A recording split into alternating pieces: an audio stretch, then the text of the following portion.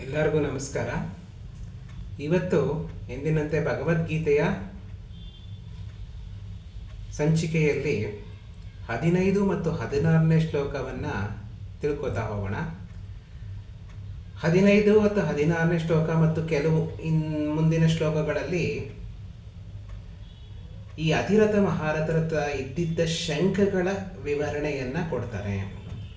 ಈ ಶಂಖಗಳೇನಪ್ಪ ಅಂದರೆ ಅವರ ಪರಾಕ್ರಮ, ಅವರ ಶೌರ್ಯ, ಅವರ ಒಂದು ಸಾಮರ್ಥ್ಯವನ್ನು ಬಿಂಬಿಸುವಂತಹ ಒಂದು ವಾದ್ಯವಾಗಿತ್ತು. ಅಂದಿನ ಕಾಲದಲ್ಲಿ ಅವರದೇ ಆದಂತಹ ವಿಶಿಷ್ಟ ಶಂಖಗಳಿದ್ದು, ಆ ಶಂಖವನ್ನು ಅವರು ಮೊಳಗಿಸಿದ್ರೆ, ಊದಿದ್ರೆ ಇದು ಇಂಥವರೇ ಯುದ್ಧಕ್ಕೆ ಬಂದಿದ್ದಾರೆ ಅಥವಾ ಇಂಥವರ ಒಂದು ಉಪಸ್ಥಿತಿ ಅಲ್ಲಿದೆ ಅಂತ ಗೊತ್ತಾಗ್ತಾ ಇತ್ತು. ಹಾಗೆ ಆ ಶಂಖವನ್ನು ಉಪಯೋಗಿಸ್ತಾ ಇದ್ರು. ಅತಿರಥ ಮಹಾರಥರ ಹತ್ರ ದಿವ್ಯ ಶಂಖಗಳಿತ್ತು. ಅದನ್ನು ಈ ಕೆಲವು ಶ್ಲೋಕಗಳಲ್ಲಿ ಹೇಳ್ತಾ ಹೋಗ್ತಾರೆ. ಆ ಶಂಖ ಅನ್ನೋದು ತುಂಬ ಒಂದು ಮುಖ್ಯವಾದ ವಸ್ತುವಾಗಿತ್ತು ಮತ್ತು ಅವರ ಒಂದು ವ್ಯಕ್ತಿತ್ವವನ್ನು ಅದು ಹೇಳ್ತಾ ಇತ್ತು. ಹಾಗಾಗಿ ಶಂಖದ ಮಹತ್ವ ಬಹಳ ಇಲ್ಲಿ ಒಂದು ಇದೆ ವರ್ಣನೆ. ಹಾಗಾಗಿ 15ನೇ ಶ್ಲೋಕದಲ್ಲಿ ಹೇಳ್ತಾರೆ, ಪಾಂಚಜನ್ಯಂ ಹೃಷಿಕೇಶೋ ದೇವದತ್ತಂ ಧನಂಜಯ ಪ್ರೌಂಡ್ರಂ ದದ್ಮೌ ಮಹಾಶಂಕಂ ಭೀಮಕರ್ಮ ವೃಕೋದರ. ಪಾಂಚಜನ್ಯಂ ಹೃಷಿಕೇಶೋ, ಎಲ್ಲರಿಗೂ ಗೊತ್ತು ಪಾಂಚಜನ್ಯ ಅಂತಹ ಒಂದು ದಿವ್ಯವಾದ ಶಂಖ ಶ್ರೀಕೃಷ್ಣಂದು. ಇಲ್ಲಿ ಶ್ರೀಕೃಷ್ಣನನ್ನು ಹೃಷಿಕೇಶ ಅಂತ ಕರೀತಾರೆ. ಅಂದರೆ ಹೃಷಿಕೇಶ ಅಂದರೆ ನಮ್ಮ ಎಲ್ಲ ಕ್ಲೇಶವನ್ನು ಕಳೆಯುವಂತಹವನು ಅಥವಾ ನಮ್ಮ ಎಲ್ಲ ಒಂದು ಇಂದ್ರಿಯಗಳನ್ನು ನಿಗ್ರಹಿಸುವನು ಅಂತ ಹೇಳ್ಬೋದು. ಪಾಂಚಜನ್ಯಂ ಹೃಷಿಕೇಶೋ, ಶ್ರೀಕೃಷ್ಣನನ್ನು ಹೃಷಿಕೇಶ ಅಂತ ಕರೀತಾರೆ. ದೇವದತ್ತಂ ಧನಂಜಯ, ಧನಂಜಯ ಅಂದರೆ ಅರ್ಜುನ. ಅರ್ಜುನನ್ನ ಯಾಕಪ್ಪ ಧನಂಜಯ ಅಂತ ಕರೀತಾರೆ ಅಂದರೆ, ಯುಧಿಷ್ಠಿರ ಸುಮಾರು ಯಾಗಗಳನ್ನು ಮಾಡ್ತಾ ಇದ್ದ ಅವನು ರಾಜನಾಗಿದ್ದಾಗ. ಆ ಯಾಗ ಮಾಡೋದು ಅಂದರೆ ಅಷ್ಟು ಸುಲಭವಾದ ಕೆಲಸ ಅಲ್ಲ.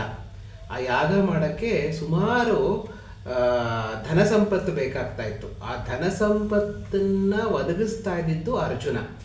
ರಾಜ ಮಹಾರಾಜರ ಹತ್ರ ಹೋಗಿ ಅವರನ್ನು ಒಂದು ಒಪ್ಪಿಸಿ ತರುವಂಥದ್ದು, ಅವರ ಜಯಿಸಿ ತರುವಂಥದ್ದು ಕೆಲಸ ಮಾಡ್ತಾ ಇದ್ದಿದ್ದು ಧನಂಜಯ.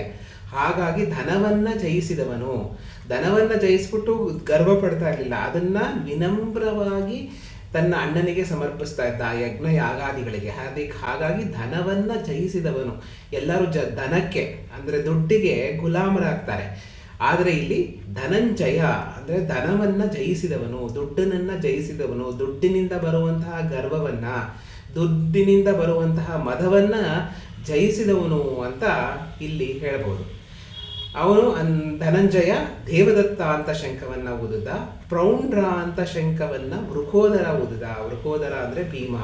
ಭೀಮನಿಗೆ ವೃಕೋದರ ಅಂತ ಯಾಕೆ ಕರೀತಾರಪ್ಪ ಅಂದರೆ, ಅವನು ಹಿಡಿಂಬನಂತಹ ರಾಕ್ಷಸನ್ನ ಕೊಂದಂಥವನು ಮತ್ತು ಅತ್ಯಂತ ಹೆಚ್ಚು ತಿಂತಾ ಇದ್ದವನು ಅಂತಲೂ ಹೇಳ್ಬೋದು.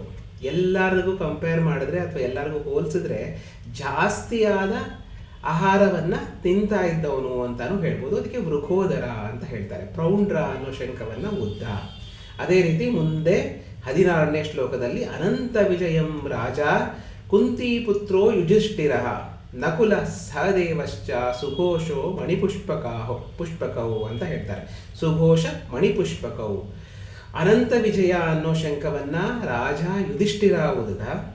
ಹಾಗೆ ನಕುಲ ಮತ್ತು ಸಹದೇವರು ಸುಘೋಷ ಮತ್ತು ಮಣಿಪುಷ್ಪಕ ಅನ್ನೋ ಶಂಖವನ್ನು ಊದಿದ್ರು. ನಾನು ಮೊದಲೇ ಹೇಳಿದಂತೆ ಶಂಖವು ಅವರ ವ್ಯಕ್ತಿತ್ವವನ್ನು ತೋರಿಸುತ್ತೆ, ಅವರ ಒಂದು